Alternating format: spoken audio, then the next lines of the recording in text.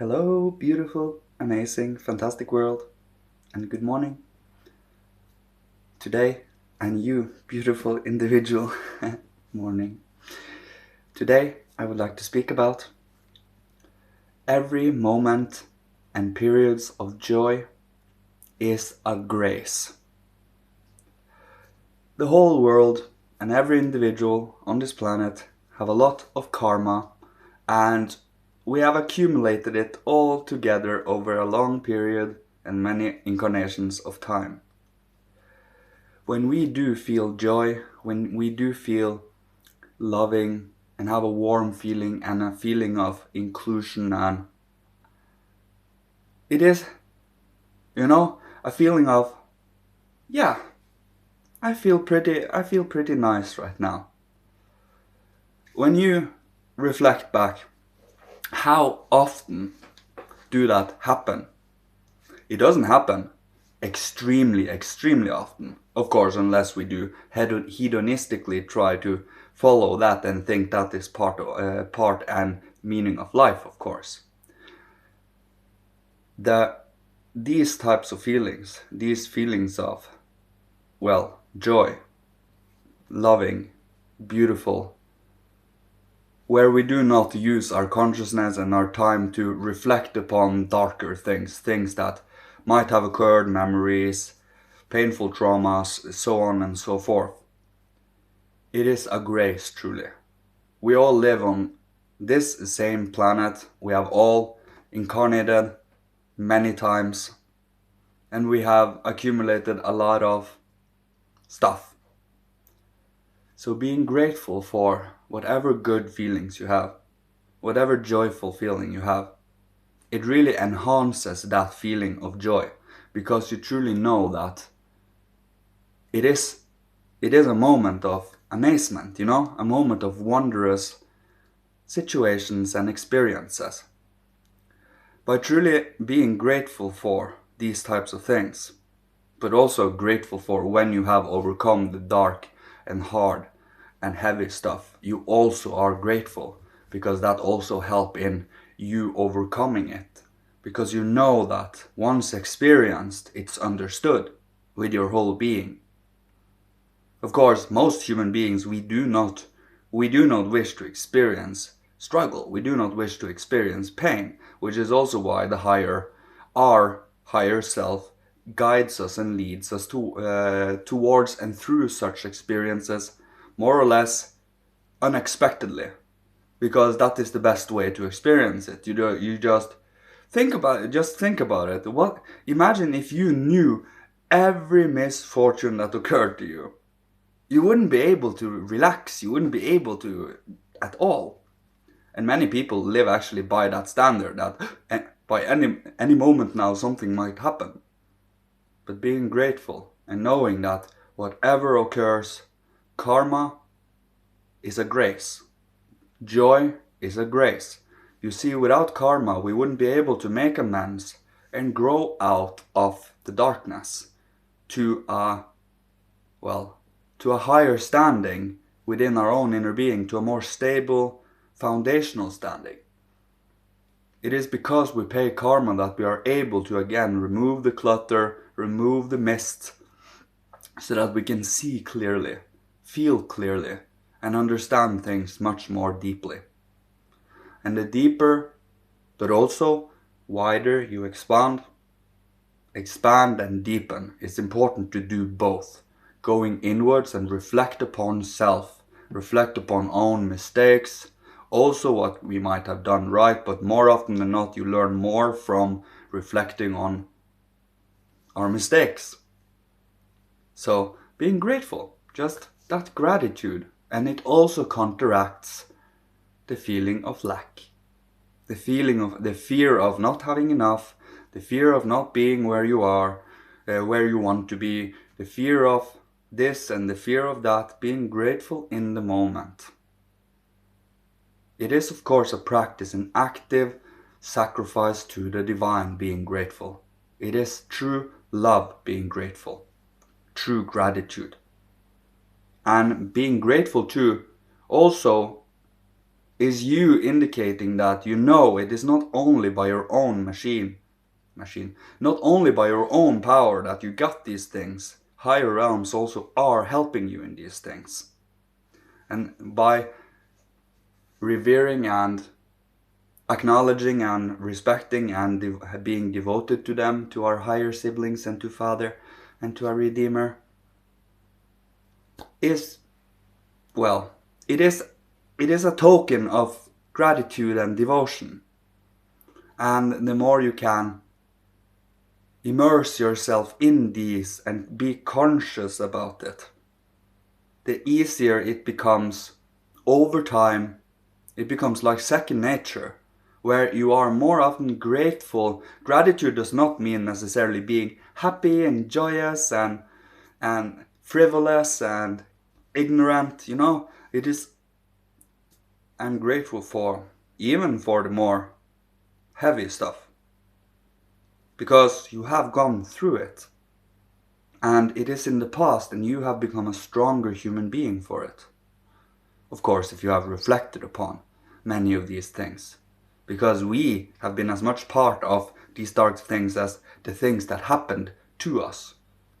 We have also made choices that ended up us being there. So, very rarely is it about bad luck. More often than not, it is karmic, and once it has occurred, it will most often never occur again. As long as you acknowledge that you learn something from it. You see, these guys here, they are very strict at it. Do you understand now? Do you know? Do you need more? And of course, later, maybe they throw that experience on you again to see how you react and how you act and how you do action this time. They constantly test and challenge us also. So, holding strong to the moral and the good and to gratitude as best as we can. Remember, we are not perfect. We are not infallible. So, we are constantly practicing. Constantly are we ennobling and uplifting our own inner being to see things from higher perspectives, but at the same time not losing ourselves. And when we see things from a higher perspective, that we become a speck. We are as objective as the cosmos is in our subjectivity. The cosmos is as subjective as we are objective, and so on and so forth. It is about finding that the cosmos wouldn't be perceived without you. So, not lose yourself when you are expanding, but be there when you are expanding, because you are created by the universe, for the universe. Your eyes are created by the light, for the light. And your thinking, feeling, and willing is created by spirit, for spirit. So, knowing that and being conscious, even in the expansion, and when you deepen yourself, you are also, you see there are two different realms. You can go outwards to the sense perceptible, with your reason, with your logic, with your dead thought concepts, that if you just observe the outer sense perceptible, more often than not through inertia we see dead objects. But if you use your imagination a little and truly think things through, awake, alive a little, you know that this is by no means dead, not even close. Nothing can occur by itself. That is a silly notion. That is just a silly notion. Nothing does. It always is will behind such things.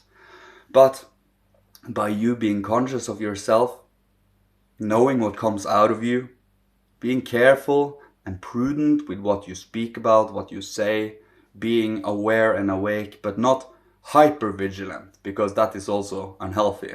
You become more paranoid than anything. It is a balance, a true balance in the middle there. So not too selfish and not too selfless. The perfect human conscious balance of dignity and human decency. And that can be practiced. We are not the same human being. Every 7 years in our life, we begin a new cycle, and we become different, not directly different. Let's say the first 7 years of our life, that is more our imagination and our physical body. Well, imagination comes after 7, from 7 to 14-ish. But the first 7 years is the physical body being developed. The second 7 years, it's the etheric body. In the third 7-year cycle, it's the astral. And in the fourth, from 21 to 28, it's the ego. After that, it is maturing all of them. By knowing that we are having 7-year cycles and being perceiving of the changes, looking back and remembering, reflecting that we are not the same. If you believe you are the same, you are robbing yourself of these changes, of these developments. That should be a natural, healthy happening for a human being. But it isn't, because we inculcate with stuff very early in life, and hence because of it we will have to clean and clear a lot of these things as to find the world anew. That is what we mean by changing our disposition, because a lot of these things are strange, to say the least. But I'm not going to have more opinions on that one.